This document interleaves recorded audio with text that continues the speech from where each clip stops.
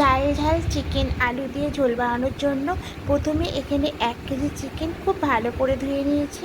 এবার এর মধ্যে কিছু উপকরণ দেব। প্রথমে দেব ধনিয়া গুঁড়ো, জিরে গুঁড়ো, হলুদ গুঁড়ো, লঙ্কার গুঁড়ো। এবার দেব বেশ কিছুটা টক দই, আর দেব আদা রসুনের পেস্ট, গোলমরিচের পাউডার। এবার সরষের তেল দেব, দিয়ে খুব ভালো করে মাখিয়ে নেব। খুব ভালো করে মাখাতে হবে যাতে প্রত্যেকটা চিকেনের গায়ে মশলাটা লেগে থাকে। তা এইভাবে করে মাখিয়ে যত বেশি রেখে দেবেন তত খেতে স্বাদ ভালো হবে। তা আমি এখানে 2 ঘন্টা মতো চিকেনটা ম্যারিনেট করে রেখে দেবো। যদি আপনাদের হাতে সময় কম থাকে তাহলে এটা আপনারা 1 ঘন্টাও রাখতে পারেন। তা প্রথমে চিকেনটা এরকম করে মাখিয়ে নেবেন, তারপর এটা ঢাকা দিয়ে রেস্টে রেখে দেবেন। আমি এখানে 2 ঘন্টা ঢাকা দিয়ে রেস্টে রেখে দেবো। এবার একটা কড়াই বসিয়ে দিয়েছি। এবার কড়াইয়ের মধ্যে বেশ কিছুটা সর্ষের তেল দেব। তেলটা গরম হয়ে গেছে, এখানে সামান্য একটু লবণ দেব আর সামান্য একটু হলুদ গুঁড়ো দেবো, দিয়ে একটু নাড়াচাড়া করে মিশিয়ে নিয়ে এখানে ডুবো ডুবো করে কেটে রাখা আলুগুলোকে দিয়ে দেবো। আলুগুলোর সাইজটা ঠিক এরকম করে কেটেছি। এবার দিয়ে নাড়াচাড়া করে আলুগুলোকে একটু লাল লাল করে ভেজে নেব। আলুগুলো বেশ লাল লাল করে ভাজা হয়ে গেছে। এবার সব আলুগুলোকে তুলে নেব। এবার এখানে সামান্য আর একটু সর্ষের তেল দিয়ে দেবো। এবার প্রথমেই দেব সামান্য একটু চিনি আর গোটা গরম মশলা, দারুচিনি, এলাচ, লবঙ্গ আর 2টো তেজপাতা। একটু নাড়াচাড়া করে নেব। তাই যদি এরকম করে প্রথমে একটু চিনি দেওয়া যায় তাহলে একটু ক্যারামেল হয়ে যাবে আর চিকেনের কালারটা বেশ লাল লাল দেখতে লাগবে। এবার এখানে দিয়ে দেবো বেশ কিছুটা পেঁয়াজ কুচি। পেঁয়াজটা ঠিক এরকম ঝিরিঝিরি করে কেটেছি। আর দেবো টমেটো কুচি। টমেটোটাকেও এরকম ঝিরিঝিরি করে কেটেছি। এবার একটু নাড়াচাড়া করে ভেজে নেব।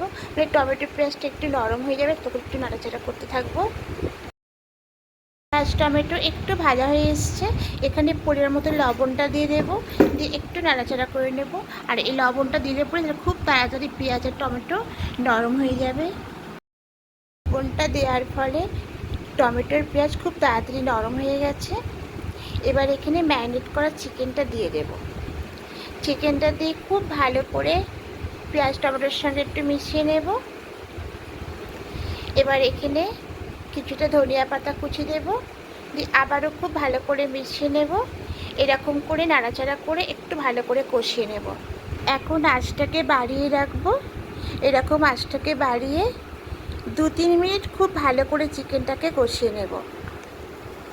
চিকেনটা খুব ভালো করে কষিয়ে নিয়েছি। এবার ভেজে রাখা আলুগুলো দিয়ে দেব।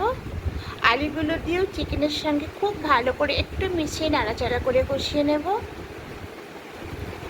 এবার আঁচটাকে একটু কমিয়ে দেব, দিয়ে এবার ঢাকা দিয়ে কিছুক্ষণ রেখে দেব। ঢাকাটা খুলে নেব।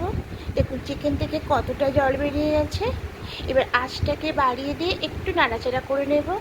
আর যেই পাত্রের মধ্যে চিকেনটা ম্যারিনেট করেছিলাম তার মধ্যে জল দিয়ে ওই জলটার মধ্যে দিয়ে দেবো, দিয়ে আবারও নাড়াচাড়া করে নিয়ে এবার উপর দিয়ে কয়েকটা কাঁচা লঙ্কা দিয়ে দেবো, দিয়ে ঢাকা দিয়ে কিছুক্ষণ রেখে দেবো।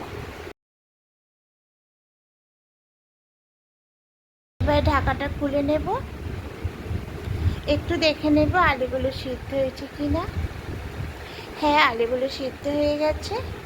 আর যেহেতু ঝোল বানাবো তাই ঝোল ঝোলই রাখবো। এবার নামানোর আগে এখানে সামান্য একটু গরম মশলা পাউডার দিয়ে দেবো, দিয়ে এবার নাড়াচাড়া অফ করে নিয়ে এবার এটা অফ করে ঢাকা দিয়ে কিছুক্ষণ রেখে দেবো। একদম পরিবেশনের আগে খুলবো। ঢাকাটা খুলে নিয়েছি। গরম গরম ভাতের সঙ্গে পরিবেশন করব। যদি রেসিপিটি ভালো লেগে থাকে বন্ধুরা কমেন্টে অবশ্যই জানাবেন, একটা লাইক করে দেবেন।